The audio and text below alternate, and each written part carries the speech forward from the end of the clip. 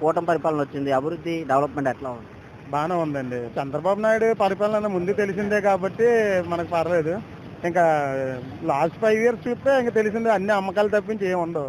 జగన్మోహన్ రెడ్డి ప్రత్యేకంగా ఈరోజు వెన్నుపోటు దినోత్సవం అని పెట్టాడు. ఈ వెన్నుపోటు దినోత్సవం పెట్టడం వల్ల ఏదైనా ఉపయోగం ఉందంటారా? వెన్నుపోటు పొడిచింది ఆంధ్ర కథనే అది అందరికీ తెలిసిందే కదా! అందుకు ఎట్లా ఉండిపోతుంది చంద్రబాబు నాయుడు పరిపాలన?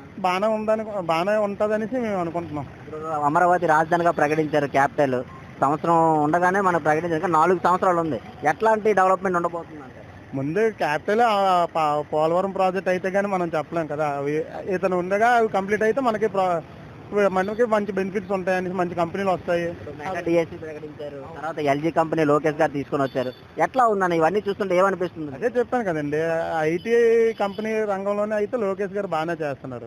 కంపెనీలు తీసుకురావడం చూస్తున్నారు కానీ లాస్ట్ 5 ఇయర్స్ బట్టి మన కంపెనీలు రావడానికి కూడా జడుతున్నారు అంతే. గత ఐటీ మినిస్టర్‌కి ఐటీ మినిస్టర్ తేడా ఉంది. చాలా తేడా. ఆ గుడ్ మినిస్టర్కి ఇతనికి చాలా తేడా ఉందండి. పరిపాలన అభివృద్ధి పరిపాలన బాగుంది. పరిపాలన అయితే బాగుంది.